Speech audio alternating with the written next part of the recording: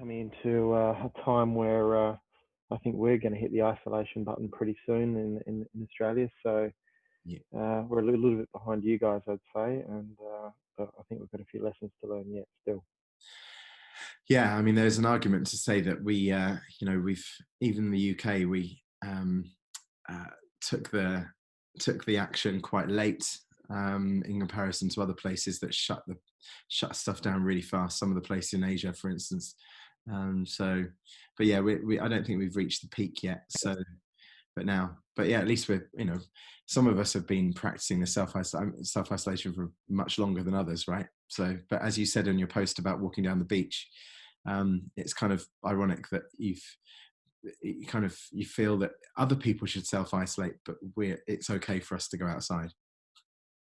Oh yeah, like I felt really guilty from doing it, as I said in my post, and I just wanted to, I guess, share my experience and my thoughts around it. And tonight, about 2 hours ago, or no, 5 hours ago, the government has locked down the country further again. So further businesses are going to be impacted as of tomorrow.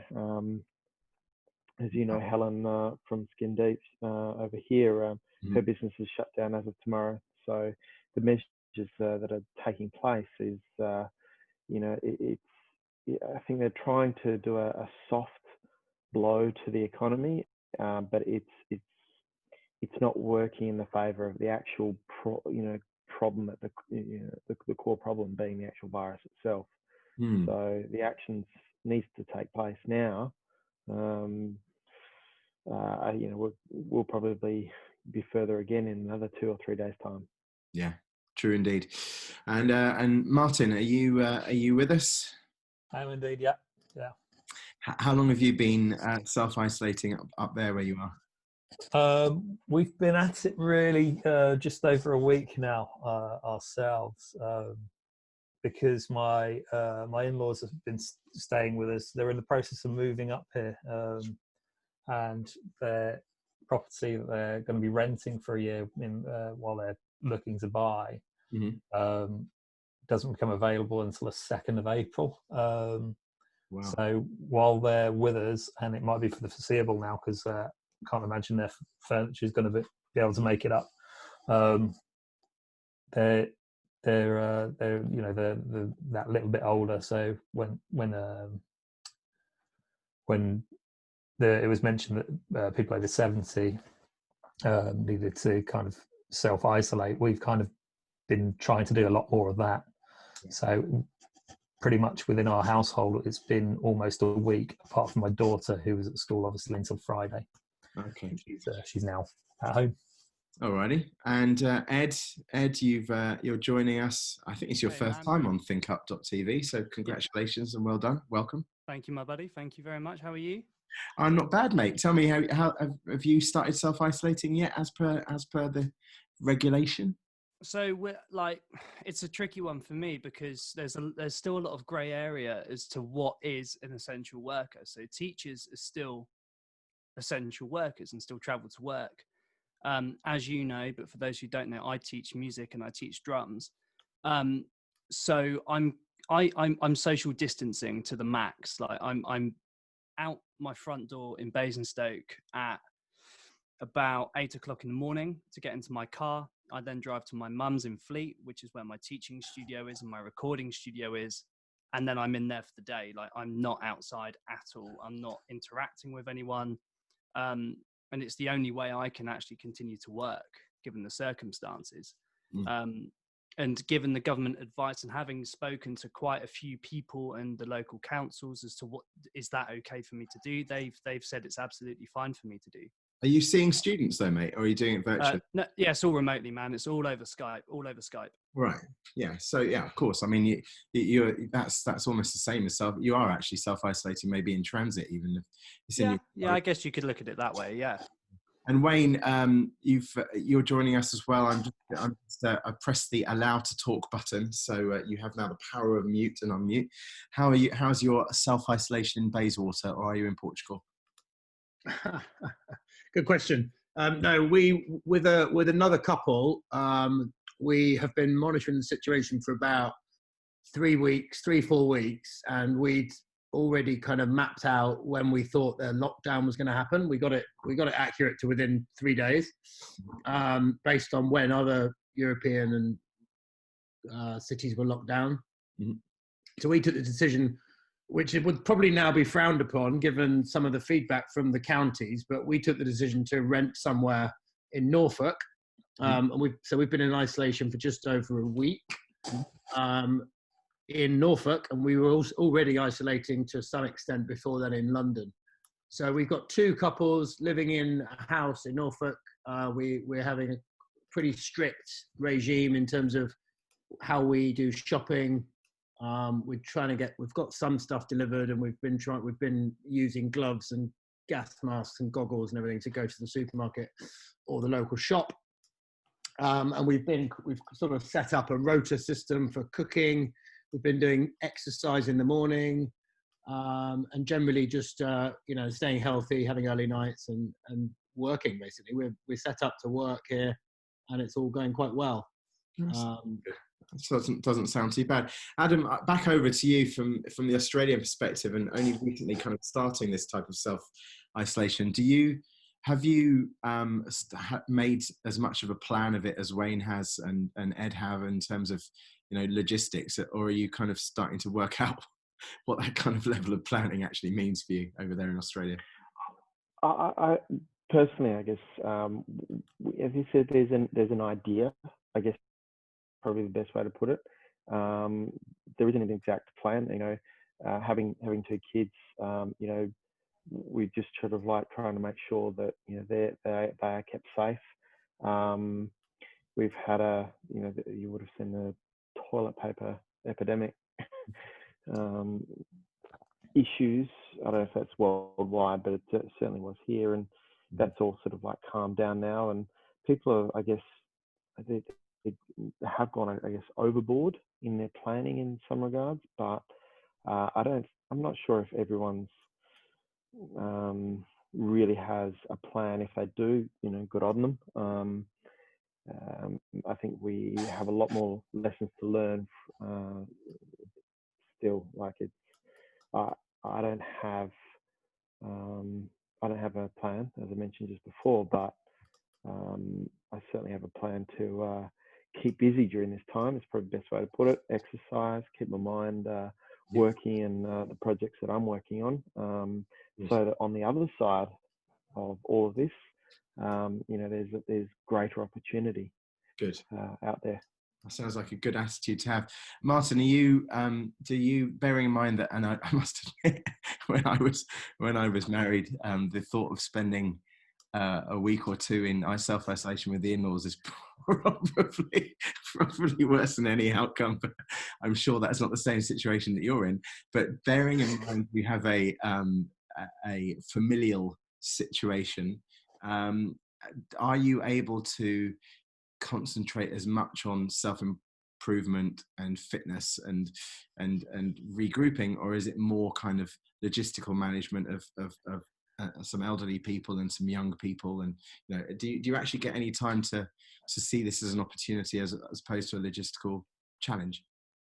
Yeah, I mean, I'm currently doing a bunch of different things, very similar to Adam, actually, trying to grasp the opportunity to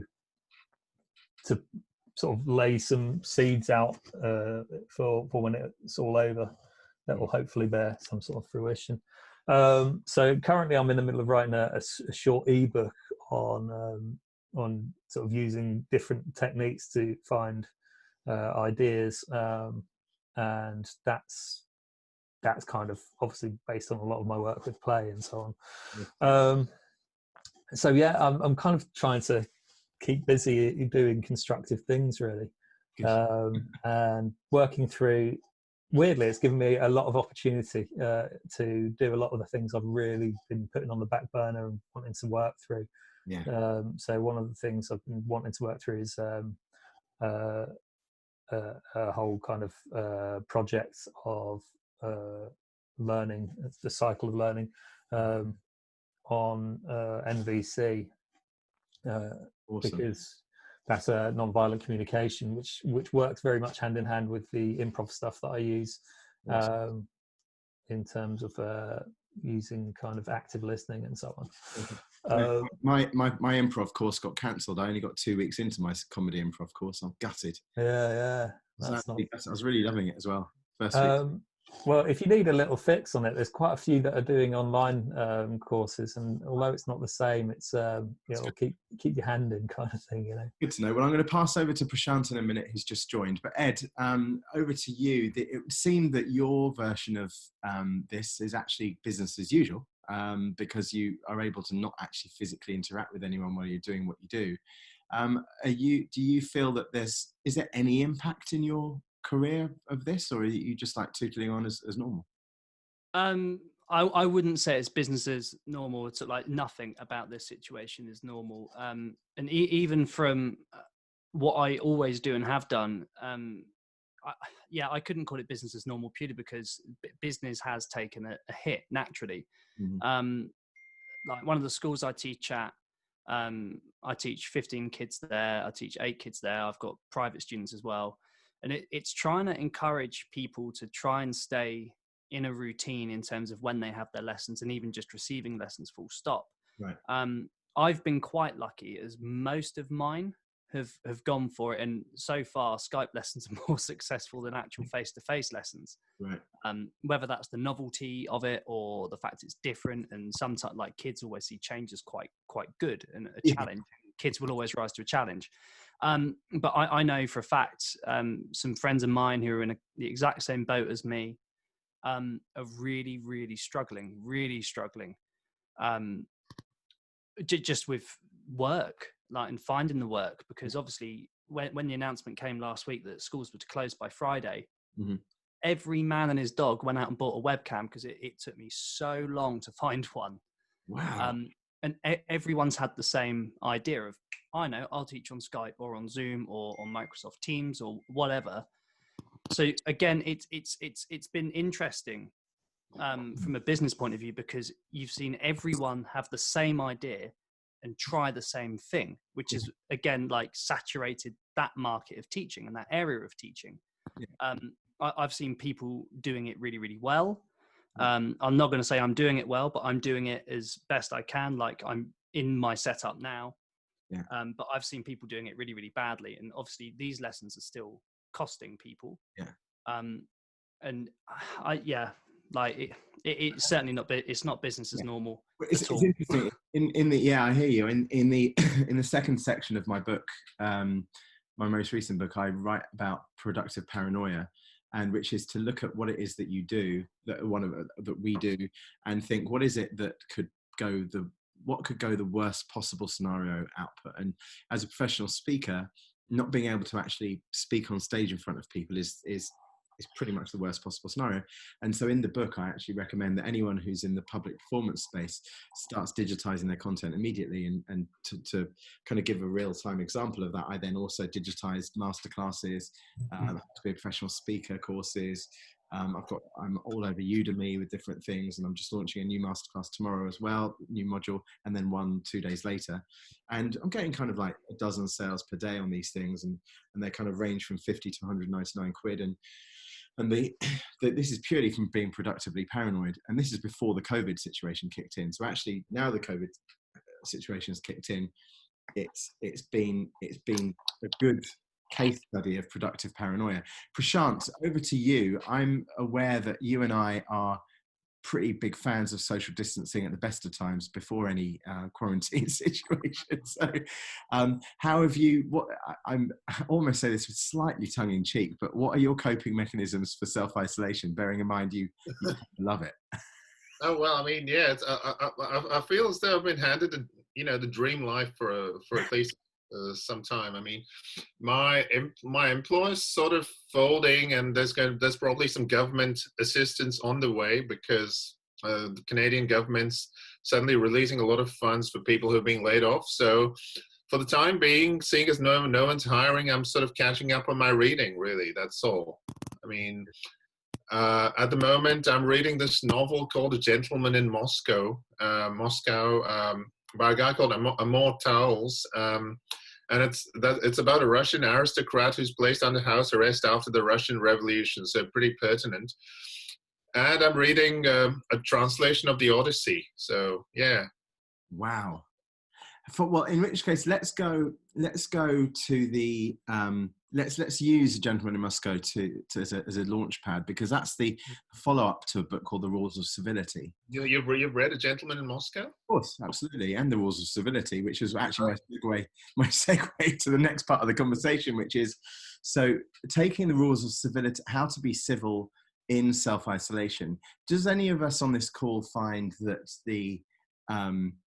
that we're finding it more challenging to be civil to our, if we are fortunate enough to be inside a situation with another human?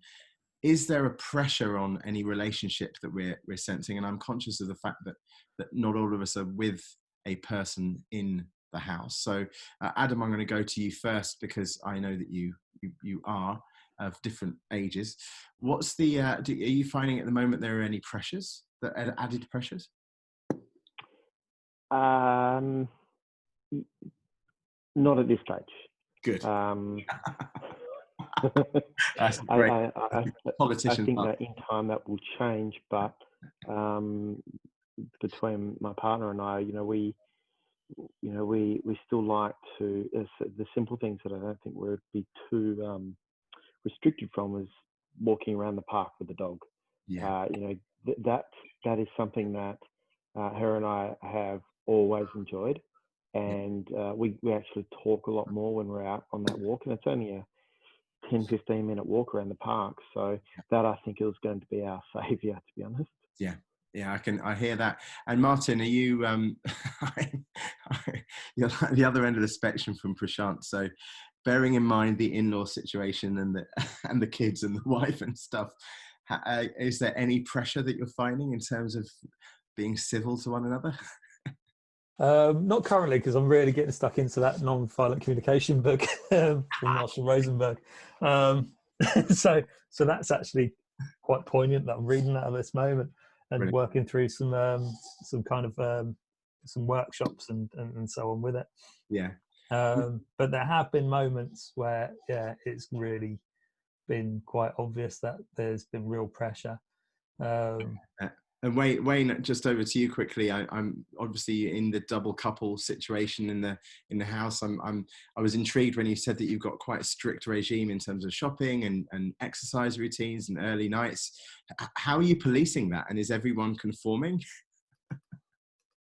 Yeah. Well, the shopping is more because we're in isolation. So Robin, who's the other man, if you like, in the house, is quite severely asthmatic. So we've been intentionally trying to not catch it. And that, when we go to the shops, that we've got a driver that stays in the car, we've got a doorman that opens the doors in the boot and helps clean the hands and everything. And then the person that goes into the shop. So that's worked quite well. The food, everyone seems to really enjoy cooking, so that's not a problem. And actually, I think, because everyone's got their own personal issues, people are worried about their parents. My partner's parents are high risk. My mother's high risk, having not had a spleen for 40 years. I think there's a little bit of, there's an added level of civility because we understand we're all in the same position. Yeah. And part of the reason for coming here was to be well in case we need to go and look after those parents. Yes. And actually having two couples is really good, because when you're just on your own in a couple, it's like a pressure cooker sometimes. Yeah. And when there's another couple, it's almost like they can act as a mirror, and you see, that's interesting. I behave like that, and maybe I shouldn't behave like that. Yeah. And so it's actually quite a good social experiment. We're only a week in, right? So again, give it a few months and it might change. But it's quite an interesting experiment. Yeah, I must admit, my partner and I had today, for the first time, we've been self-isolating for a week. We were walking, we kind of went out for a walk, like social distancing as much as we can. We know never within 3 meters of anyone else. and we walked through the park, and she kind of like mentioned that she wouldn't mind actually having a walk through the park on her own at some stage, as well, being in nature.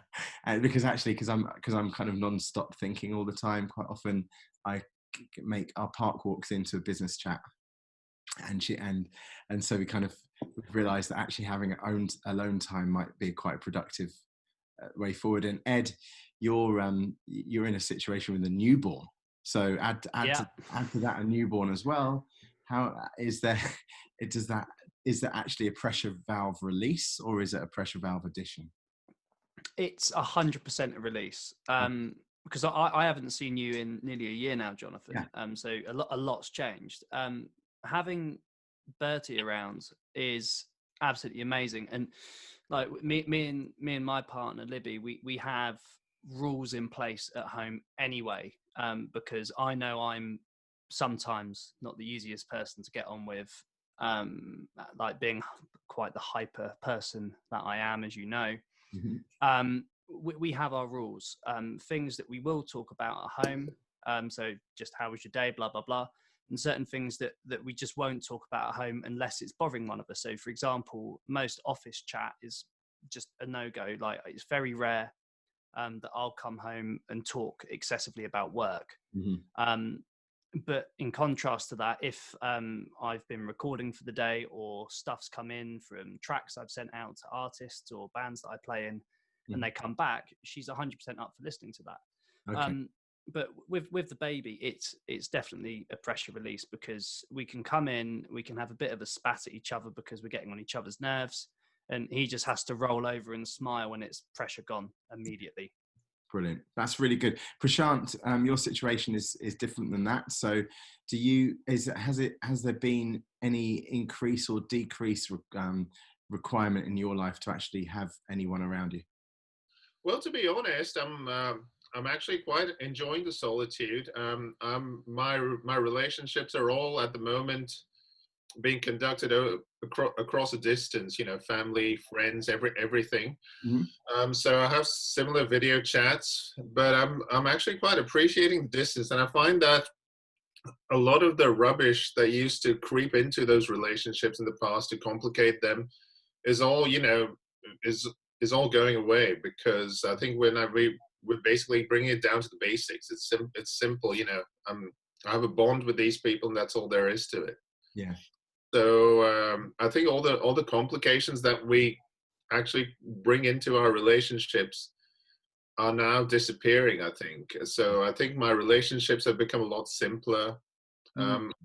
I don't call this isolation as much as solitude, really. I mean that's the term for it. And funnily enough, actually, there is a difference in the ontology of the two. So isolation comes from the word insula, which is the Latin for island. Island, yes. Yeah, and so it is very different from solitude, and in fact, in your context, you are actually in solitude, in a context in an insular context. And that's exactly how I used to refer to it about a year ago as well. So. Okay, good. Funny enough, I think you may have said that on a call about a year ago as well. Adam, Adam, over to you. Do you feel that, from your post, it was a really emotive post that you put, and I don't think I've ever seen a post from you that is so bare in its kind of, and for those listening who didn't see it, Adam's post this morning, I think it was, GMT anyway, was around him walking and going out in social environments and realizing, actually, hold on a minute, I feel massively guilty. Do you actually, if one were to say to you that, the next 3 months of your life is now going to be like this, could you imagine that type of isolation as being something that can really kind of generate some learnings about your relationships that you have? Well, that's something inevitable. Yes, definitely. But also, but my relationships with, strangely, also myself as well is the best way to put it. Between my partner and I, we've I think we're actually going to come out the other side, be a stronger couple, and because we do support each other very well, as it is.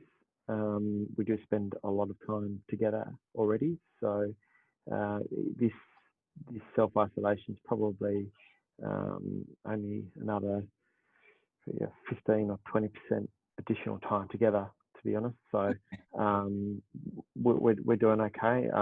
The kids is probably going to be the harder part, where making sure that they get the stimulation over the coming period to ensure that they're entertained, they're learning, and feel as though they've actually had a good day. Yeah, indeed. I remember when my kids were much younger, the school holidays, when they were kind of like 7, 8, 9, 10, school holidays was always this kind of ominous thing where, hold on a minute, we've got to fill up 7 weeks or however long, 8 weeks or whatever. How are we going to fill it up? And there's a summer camp, thank goodness. Or there's a football camp, or there's a dancing thing, or there's whatever.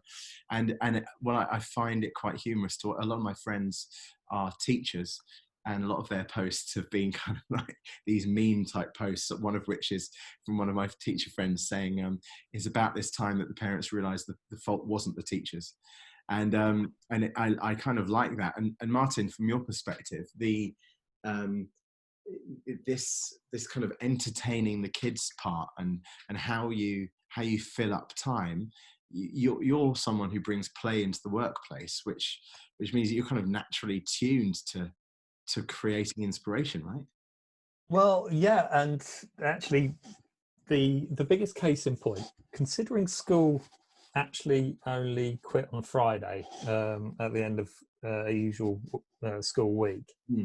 My daughter's only really been out of school yesterday and today. So she's done 2 complete days. Yeah, over the weekend, her phone was buzzing away with all sorts of stuff.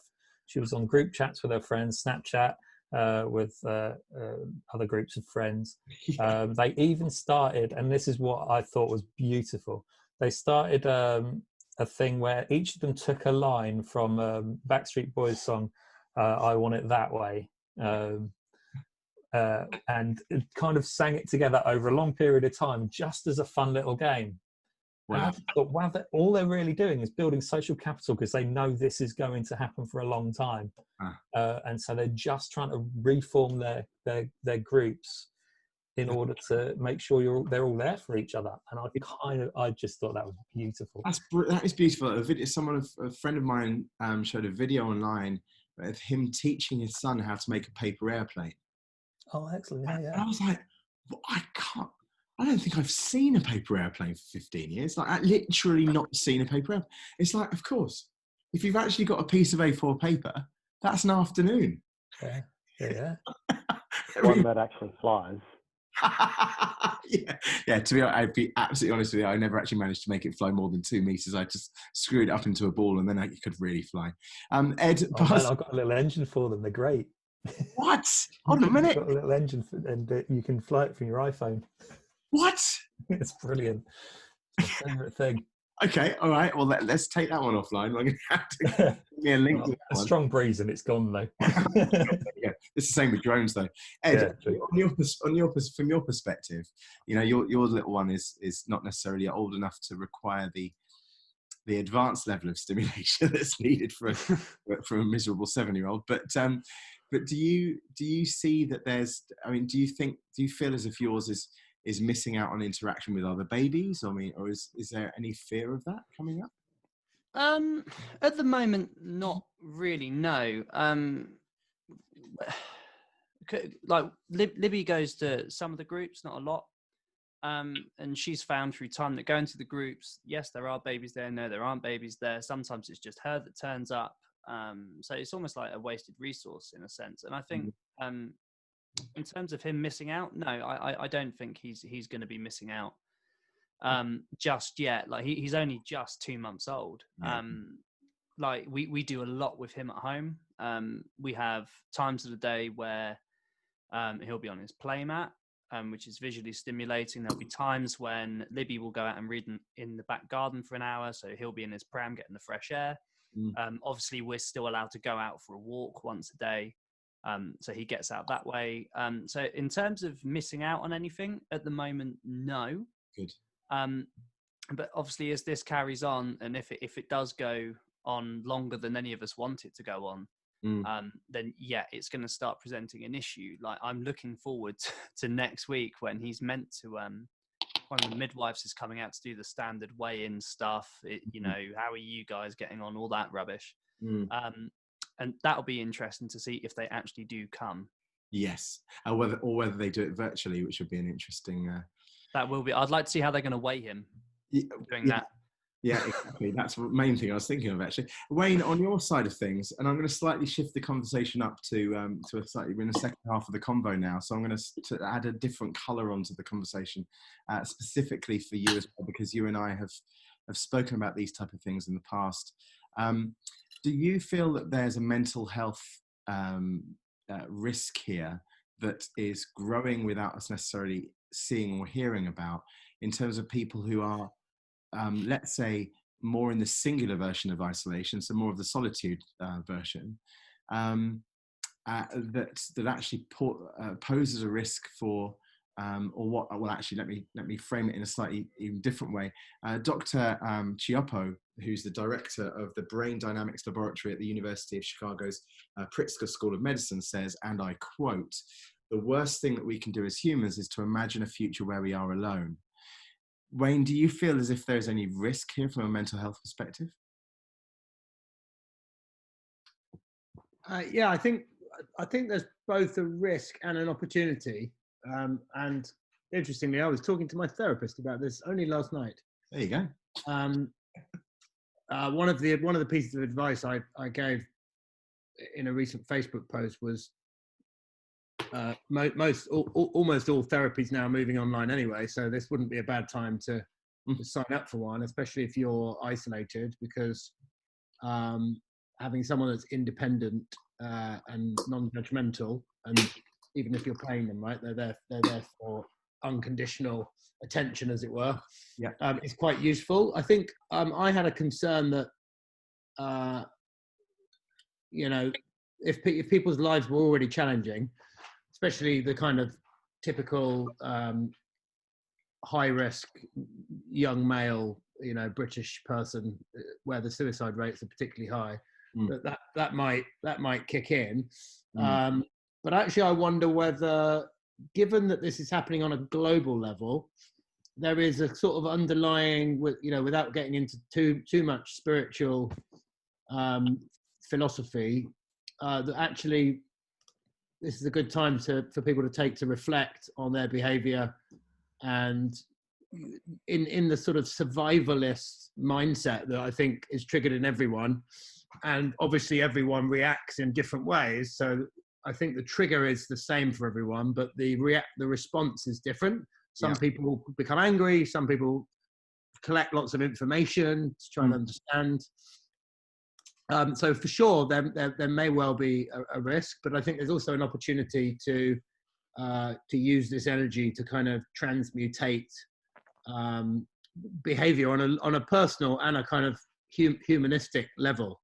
Yeah. How do we use resources? How do we use transport? How do we use our physical health, our friendships, and all the things that we probably haven't really appreciated as a post-war society? Because let's face it, most of us that are alive today, the hardest thing we've ever had is, in my life, it's like, not having the DVD at the rental shop that I wanted at the weekend, when I was a child. Or iPhones decharging too quickly. Yeah, my iPhone's not charged enough, and I haven't got the latest iPhone, and so these are problems. This is probably the first time that the world in this generation or these generations has experienced anything that's had to make them think about life.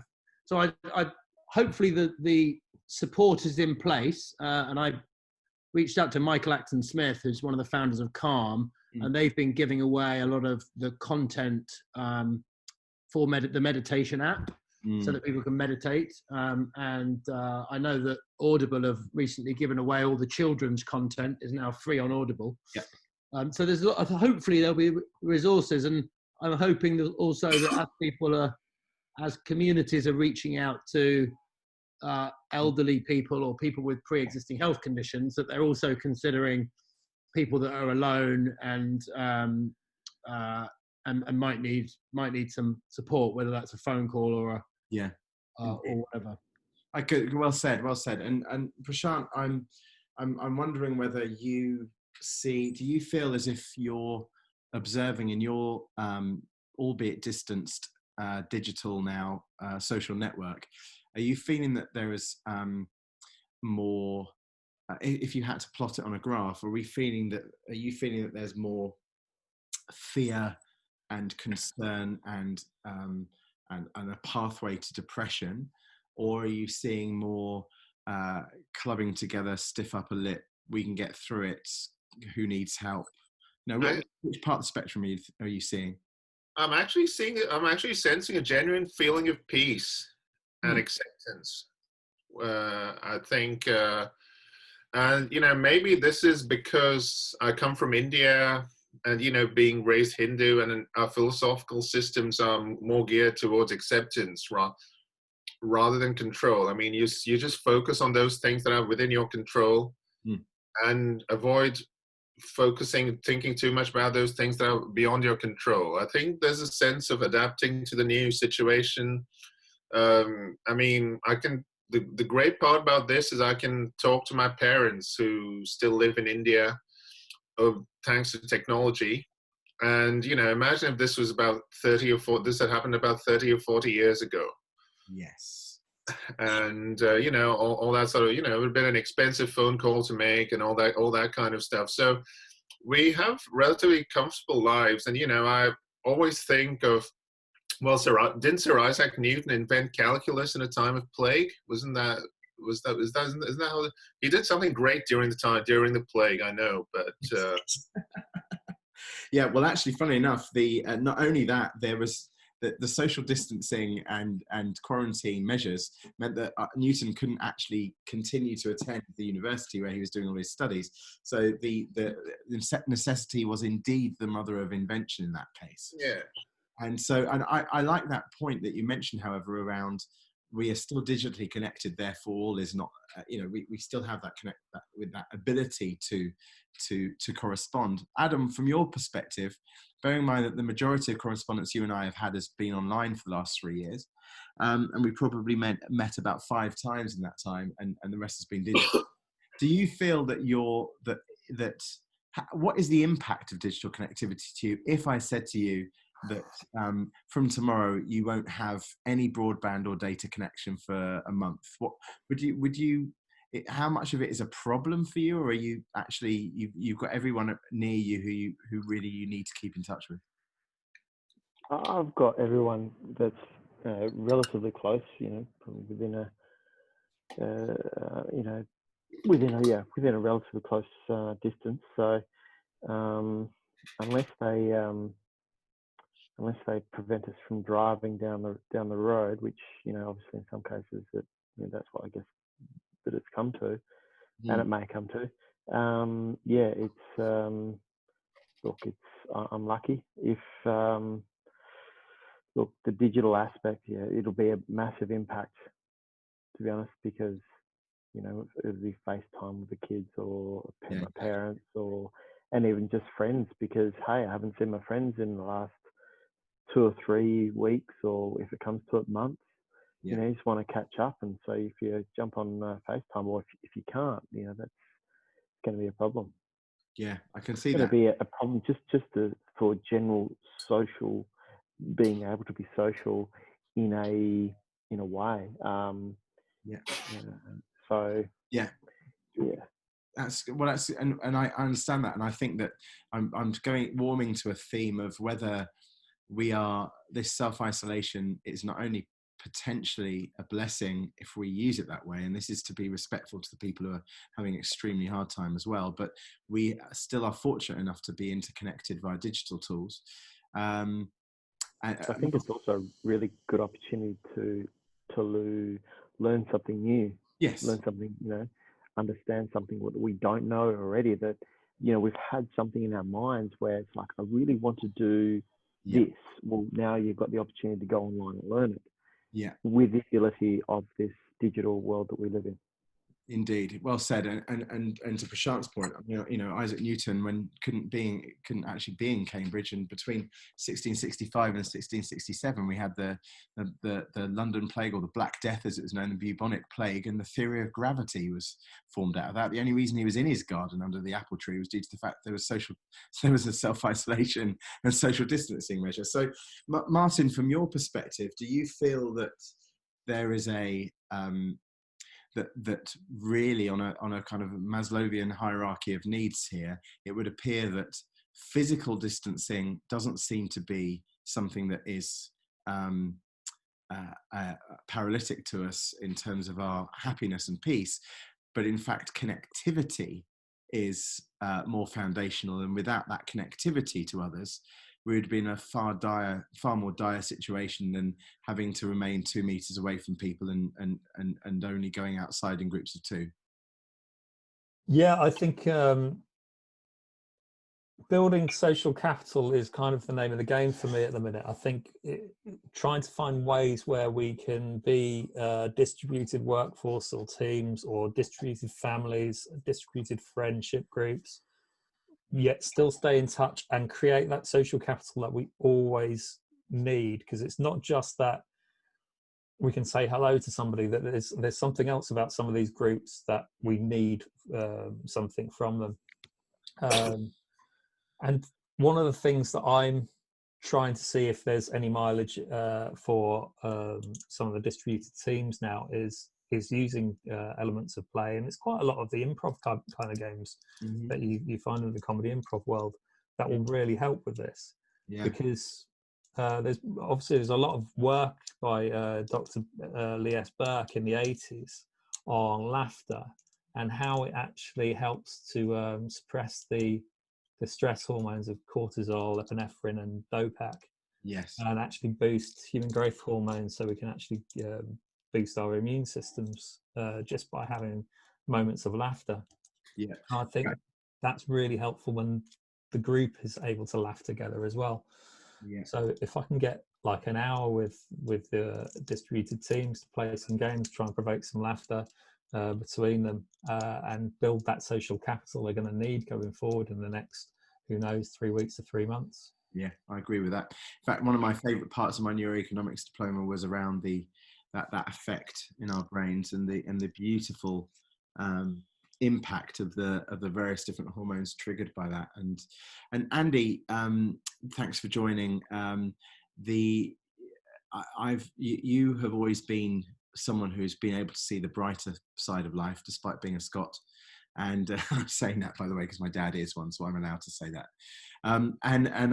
Do you feel as if this is an opportunistic situation we're in that can be seen in a lighter way, where people can actually celebrate things and laugh, or should we also balance that with a period of retrospect or some form of caution? How optimistic should we be, Andy? And I will put you off mute. There you go. Thanks for that. Right, mate. Okay. So I was listening with great interest just to the last little segment you were talking about there. And I think I should probably couch things in terms that I spent the last 4 years working from home.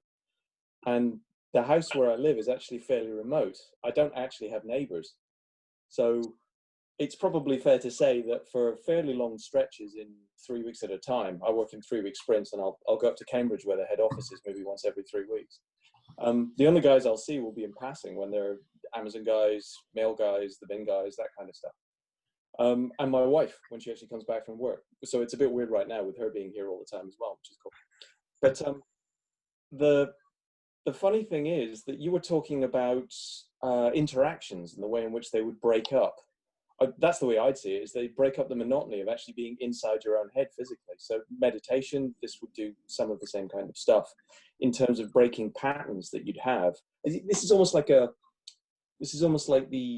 some of the forms of depression that you get with the compulsive thought problem, almost like sort of rocking on your heels catatonically inside your own head. I think the interaction, the sparking that you get with talking to another human being is what will help you to get over the feelings of isolation that go on. So this whole thing about using digital communications, I think it's critical. And I think that this will probably create a revolution in video conferencing as well. I certainly know that where I work, because I work remotely, I've had to drag people kicking and screaming to start video conferences with a video camera. But once they get into it, everybody really enjoys it. Oh, you know what, mate? It's in the last 12 months, I've sold to Zoom to about 300 people, and you know, and people who would like not, and I mean, don't mean sold as in selling, but just convincing people. Yeah, I know. I much prefer to have a video call. The majority, 99% of the time, I'll have a video call over meeting someone, and then sometimes there's personal meetings that actually require that intimacy, if you like. Yeah. But most of the time, I think video will suffice. I'll come back to you, Andy, in a second. Wayne, I want to pass over to you because I'm interested in what would have happened if, and I'm desperately trying to unmute you here on my. There you go. Oh, well, oops. I'm interested in what would have happened on when you arrived at your Norfolk house that you're hiring with the other couple, if there wasn't an internet connection, other than, of course, this call not happening. But if there wasn't an internet connection or a data connection, what would the actual impact be to you guys there in this remote place? Well, I mean, we wouldn't have been able to come here. Okay. Let's say we did come here. Yeah. I only work with clients remotely at the moment. So 3 clients, or I'm on the board of one startup, and I'm advising 2 others. And so basically all of my biz dev and all of my client work would cease, and my income would go to 0. So right. As well as there's pretty much no phone signal in the house. So without the internet here, we also probably wouldn't be able to stay in communication with any of our family. Yeah. At least not without walking out into the field. Yeah. It wouldn't be an option. But I agree with the comments made by the previous speakers, Andy. Yeah. And I think just seeing nature, I think the planet will have a bit of the planet heals quite quickly, and I think with the massive reduction in road travel, air travel, that's going on right now, there'll already be a change in the planet dynamics, and also then of course the behavior of people for years to come. It could be just what we need if it weren't for the sort of US, UK, Australian right-wing governments then fueling the airline and oil and gas industry and bailouts. We may have been on a good path to environmental restoration, but hopefully we can lead from the bottom up as people, and that will happen after this crisis. Yeah, I can't help but wonder whether or not anyone who's I don't know if any of you have noticed where you live, but in London the flowers have started to bloom and the trees have started to blossom, and it's just really, really weird. I'm sure that it's linked. Spring, Jonathan, it's spring. Yeah, but spring seems to have sprung sooner than spring normally springs. But I'm sure it's not linked. I don't want to be conspiracy theory. I'm going to go around all of you once now, and starting, I'm going to go in this order.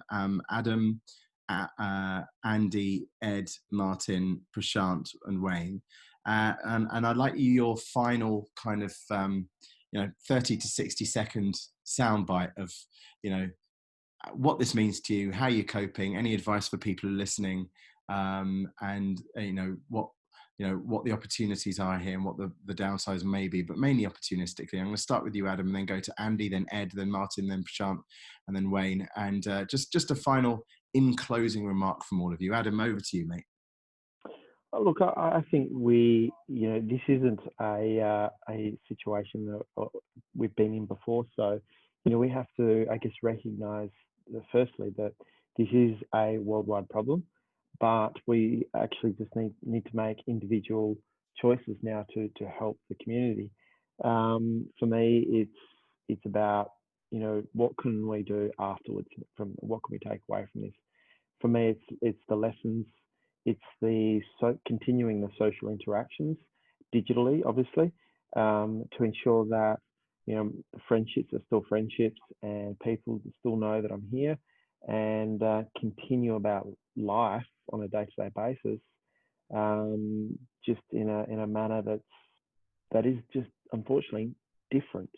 Yep. We just have to cope and be there for others and supporting others that are in a worse off position, and that look after us, look after the people that mean the most to us, families and friends, and provide that support network to others when need be. Perfect. Thank you, Adam. Much appreciated, mate. And Andy, over to you. Even though you've only just joined, I feel almost as if you are allowed 1 minute and 10 seconds. That's very nice of you. That's all right, mate. Yeah, I'd echo what Adam said. Certainly in terms of keeping connected, I made sure my parents actually got smartphones probably a decade ago now. And in this last round, they've actually got iPhones. We tried group FaceTime over the weekend, which we hadn't tried before.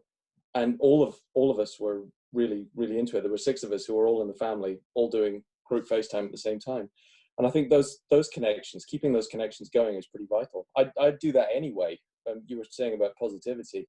Mm-hmm. I'd quite enjoy reaching out to people randomly, and have done for years. Just every so often, you just ping them and say and ask how they're doing. And you might have just a quick conversation, but those little ties, it's the ways of maintaining them, just keeping them ticking over. And I think that's something that's crucial now. And that people are going to have more time to do it as well, which I think is the critical part.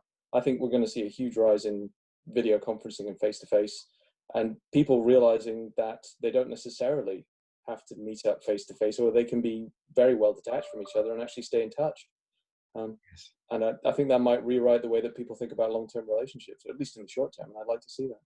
Yes. Hear, hear. Very well said. And so I think we're now going to, I can't remember. I think it's Ed next. Ed, then Martin, then Prashant, then Wayne. So Ed, what's your final take, mate? I shall try and I'm just going to mute Andy and then Ed. Ed, I've unmuted you, mate. All yours. Lovely. I personally feel that this is a situation that is a horrible situation for everyone, and it's very easy to just see it as this big, negative, horrible cloud looming over everyone in existence. And I think the best thing for people to do is going to be to look up at the cloud and find the silver lining. Read a book you've wanted to read. Try learning an instrument. Like there's a dusty guitar in the corner of the room, pick it up. There's so many people providing lessons on Skype. And there's so many free resources to make the best of a bad situation is what I think people need to do in terms of keeping the mental health up, their own personal morale high. And hell, you may even, suddenly become the next Jimi Hendrix because of this, Now I'm personally dedicating 3 hours a week to actually offer free Skype lessons to beginners. Mm-hmm. Because I want to see people succeed from this. Like, it's a horrible situation. It's affecting everyone. But just because it's a horrible situation doesn't mean it should be a negative situation. Yes, I totally agree. Well said. And on that note, I'm going to pass on to Martin. What's your? We've got some brilliant quotes here. I'm so pleased it's being recorded, Martin. What's your version of a closing? Again, I similar to Ed. I'm looking to maximise the positive outcomes that we can gain from this, and so there is more time for me to look at certain things. It's not helping the financial situation, but I'm having to leave that on the back burner and trust that the government will do the right thing and look after us.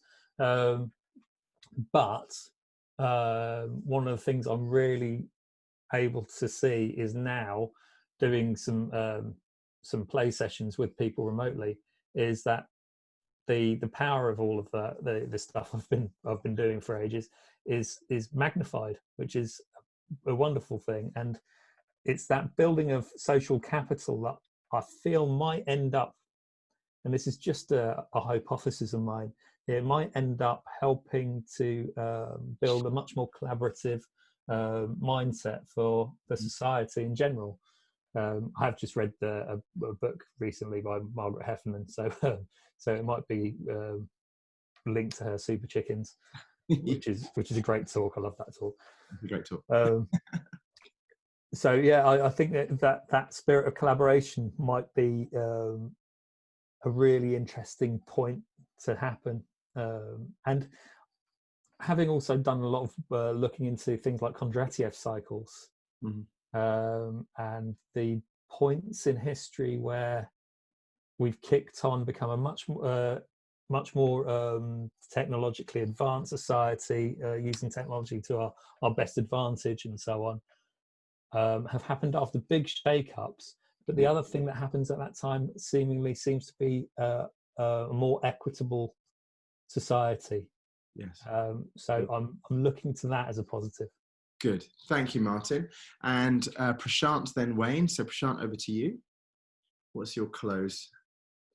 I think I can, I can unmute you. There you go. You're unmuted. Go for it. I mean, as I said, it's sort of every time I step out, I'm exposed to the tacky commercialism that's out there, the hoardings, the billboards, everything. When I'm in here, I'm exposed to art and literature and music. So there's an element of that. But I think this is an opportunity for people to, get out of the hive a little bit and start thinking for themselves what they want to be in life, not just in terms of, how they can serve the system.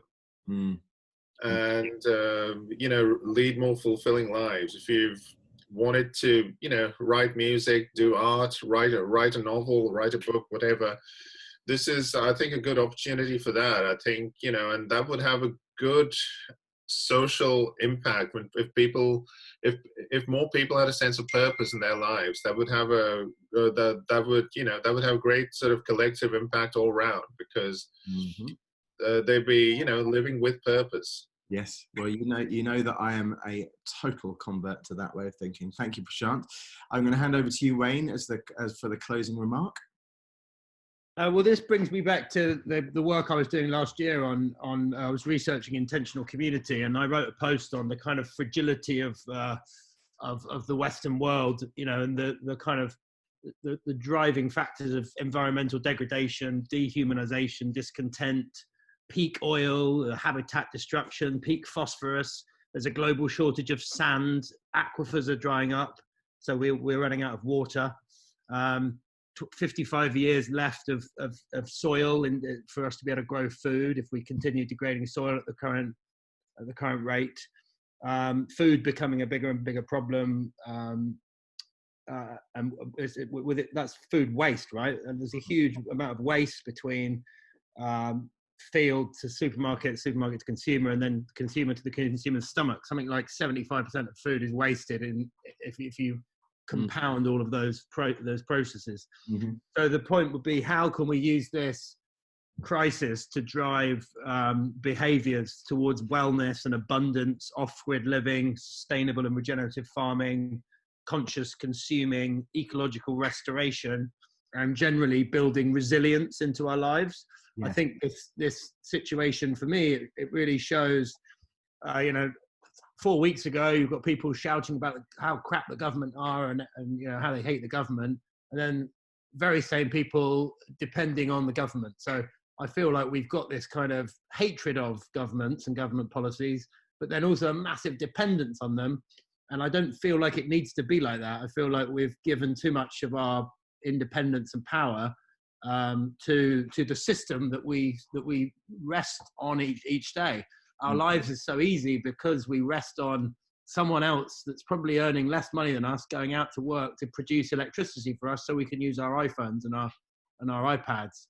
Yeah. And I personally feel this kind of draw towards being more independent and building Maslow's hierarchy of needs for ourselves, rather than expecting everyone else to build it for us. Yeah, I think that's right. And I think I feel very much the same as that as well, Wayne. You and I have had some late night conversations around that, and thank you for finishing the panel with that closing comment. I resonate with all of what you've said actually. And to Prashant, to loop back to the book you're reading by Amor Towles, The Gentleman in Moscow, I was trying to work out my two favorite quotes from that book. And I think the two that are most salient and linked to this conversation are one, which is, if a man does not master his circumstances, then he is bound to be mastered by them, which I adore as a quote. And then probably my second favorite is, it is sad but unavoidable fact of life that as we age, our social circles grow smaller. Whether from increased habit or diminished vigor, we suddenly find ourselves in the company of just a few familiar faces. So in those two quotes, I would like to close this conversation and thank you all for taking part. And I'm very, very honored that you joined.